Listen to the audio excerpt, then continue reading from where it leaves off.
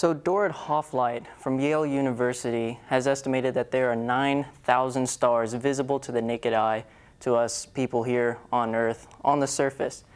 But we live in the northern hemisphere, so you cut that number in half. So there are about 4,500 stars visible. But that's on the darkest of nights, without the moonlight or without any city lights that will be blocking the light from the other stars.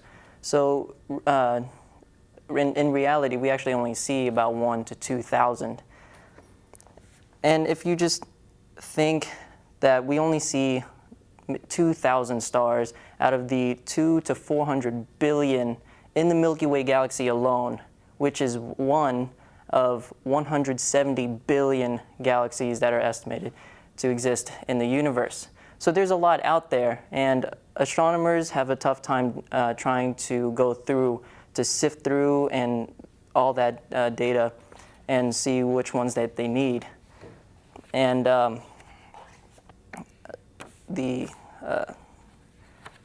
if all the telescopes here, the ground-based telescopes here on the Earth, plus the telescopes that are in space on those satellites and space probes that are out there, they collect several terabytes of data every single day. And just to make it easy, we're going to look at 1 terabyte of data. And 1,000 astronomers looking at that 1 terabyte would have to go through 1 gigabyte of data every day. So to put that into perspective, let's look at your cell phone plan. Say you go through 10 gigabytes in a month for your family. That's 2.5 for every person.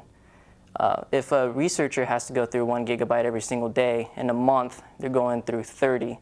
That's 3 times more than your entire family of 4 versus the 1 researcher.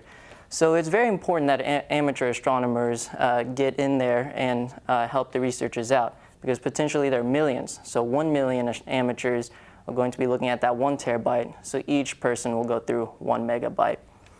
So with my research, I looked at the website Observing with NASA, and what it does is it allows people like me to get images of certain objects of my choosing in red, green, and blue filters, and then also a dark image.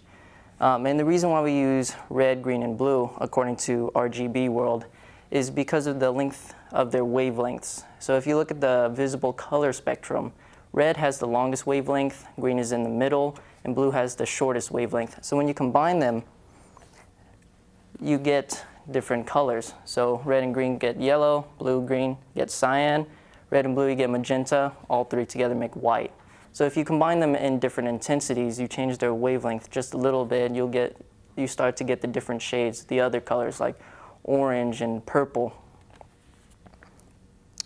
So what I did was I downloaded the Micro Observatory software that the website provides you with, and be prepared. It's really big and it takes up a lot of your battery. And so with those images that you got from those telescopes, you open them up in that software, the Micro Observatory software, and you end up with this window. So you have the blue, the green, the red filters here, and then the dark image, which is the image that the telescope took with the lens covered. And what that does is it reveals all the telescopic noise or pixelation errors that is built in every telescope. So the first step under the process menu, you're going to hit Adjust Image, and then you hit the Auto button down there, and it will reveal what's there. Because before, as you saw, it was just black. So the Auto will reveal what you have. Next thing you do is you're going to go to the Process Image Calculator, and so this is where you're going to subtract those pixelation errors.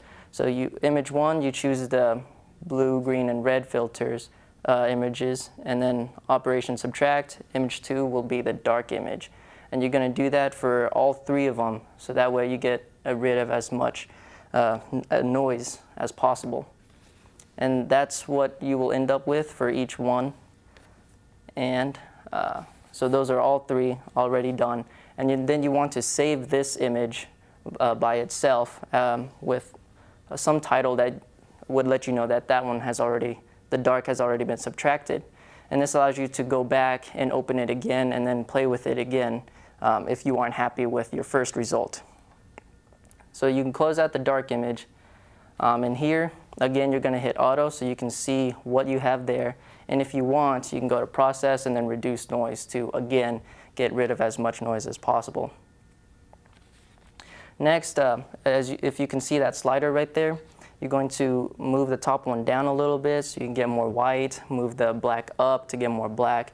And that's to get a really good contrast between the black and white, because the white and the gray will be colored the color of your choosing, and the black will just be left as black. And that's because space is not colored. You don't look up into space and you see green. It's the objects that are colored. And you're going to go through all of them, and then under process, color tables, you can choose the color. So with the blue filtered image, you're going to choose blue, green for green, and red for red. And then again, under the process menu, that's where all of them take place, you're going to go to convert images to stack. And that's going to move all 3 images into just one. And they're going to be layered, so if you can hit the little arrow on the side, you can go flip through all of them if you want. And then you're going to process and shift. And this allows you to align the images, because as you see, they're kind of offset. So you look at the bright stars as reference points, and you can move the I, J, K, and L buttons to move it up, down, left, or right. Or you can use your mouse and click and drag.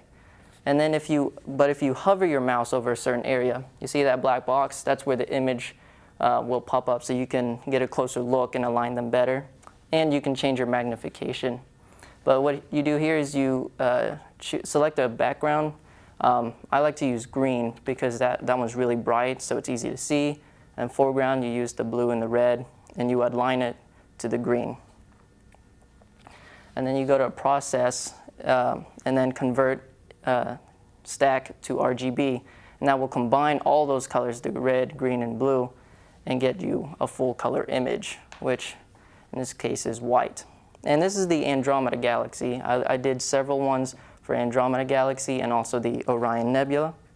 As you can see here, if you move those sliders from before, if you get a little more white or a little more black, you'll end up with different images every single time. So that's why it's always important to do it several times. Here's a couple more. And this is the Orion Nebula. And some of the limitations that came with this particular research was that I used a ground-based telescope, and it cannot see through clouds. So whatever weather pattern is happening in that area, you won't be able to get a really clear image. And I was doing this during the winter, so with all the snowstorms that happened, I couldn't see through the clouds. So that's why it's all gray, white and gray. And so with these limitations for further research, what they could do instead is use some of those satellite telescopes to give images to those amateur astronomers, and so that they can get a real image instead of the ones with the clouds in it. And also providing a subscription where the amateurs can get images every single night, rather than having to wait a couple days or maybe a week, which happened with this website. Thank you.